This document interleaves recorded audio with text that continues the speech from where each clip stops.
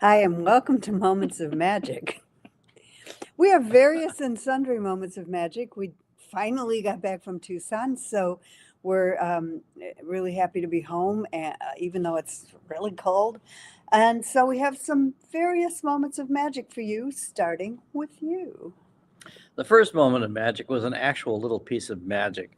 We saw a sundog on the way back after all kinds of trials and tribulations. The car broke down. We stayed in a strange place in Amarillo, the usual kind of odd things. And then we saw this incredible sundog that we watched for like a really long time. And it was actually getting to be the complete thing. An Do you want actual to say what complete a sundog sundog is? is basically it's a round rainbow that starts on the at the outside edges of bright sunlight. And this one, the pieces got really long, so they kind of showed how it would show up when it got completely all the way around. I've seen one of those once in Tucson years and years ago. So that was pretty magical because we got to watch it for quite a while. The second one has to do with this particular wand setup. This is called the endocrine release wand. Endorphin. Well, it's the endocrine wand that does endorphin release. And what I found out was that the end product of it, which is this little wand here, which is the one that you hold on up against your chest like this, actually is made with adaptogenic citrines, which are the ones on either end. And the adaptogenic citrines are reputed to be particularly good in dealing with stress, and they also work, oddly enough, with the endocrine system. So that was for me. That was pretty magical. That was learning some more stuff about what the universe is offering up at this particular time to help people deal with things that they find going on in the world around them. And then Gene actually ran into something online.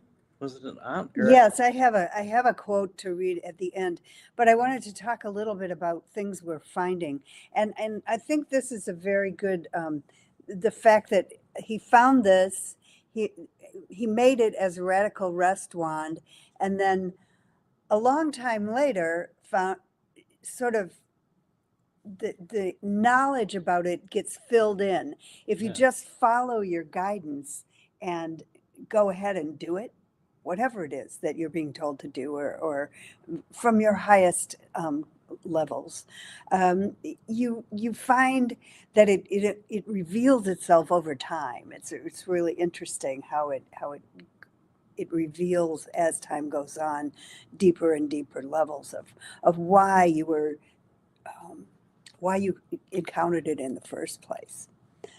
So I wanted to talk a little bit about. I've been sort of lately. Everything I bought, many things I bought in Tucson were green or pink.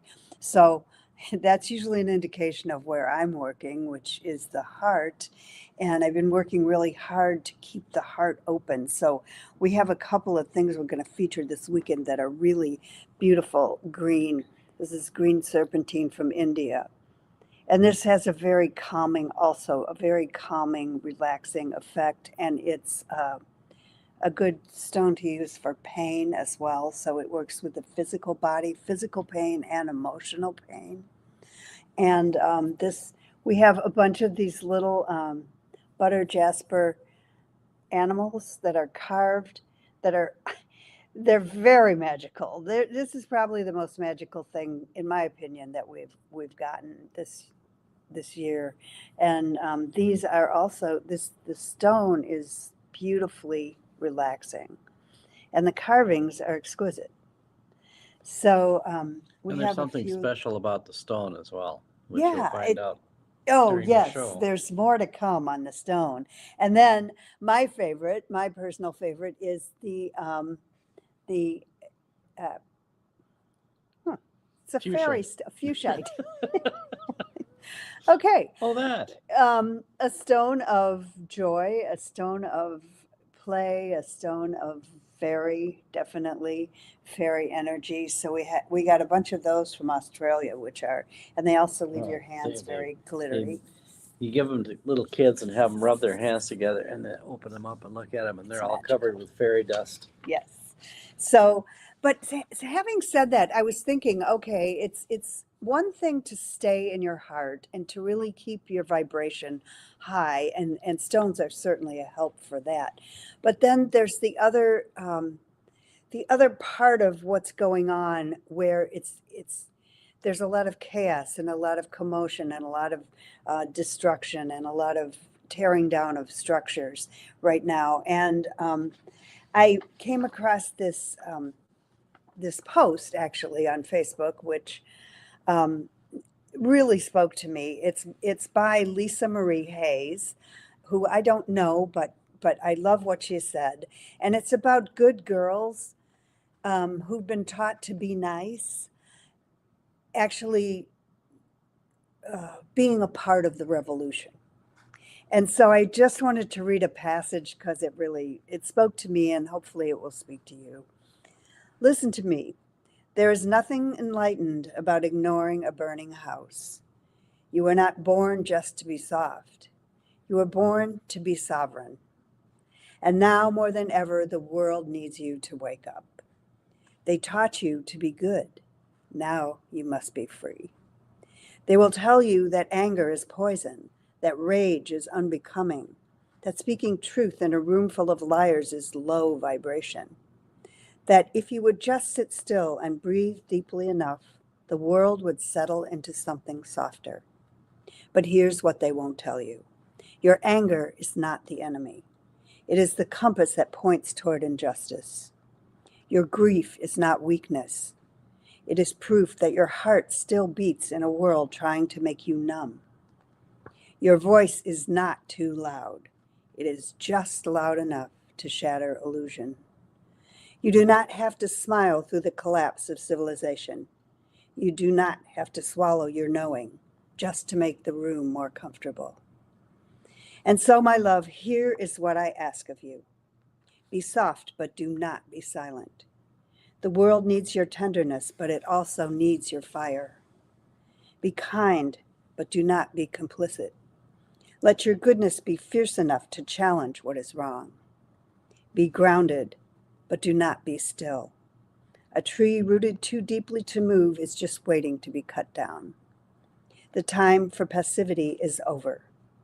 If you must pray, then pray with your hands open, ready to build something new. And that is, to me, what we're being called to do, to stay in our hearts and to speak our truth and to speak up in front of injustice. So join us. Anyway, that's what that really spoke to me, and I wanted to, spread it around. Lisa Marie Hayes. And we are having a live sale this Sunday, 2 p.m. Central Time. So there's more stones from Tucson, and some of them are pretty cool. And with that, do you have any parting words of wisdom? Those are kind of words to live by. And even though we don't really want to engage in some stuff, there is some engagement that needs to be done. So we'll leave you with that and have a magical week. And we will see you on Sunday, hopefully.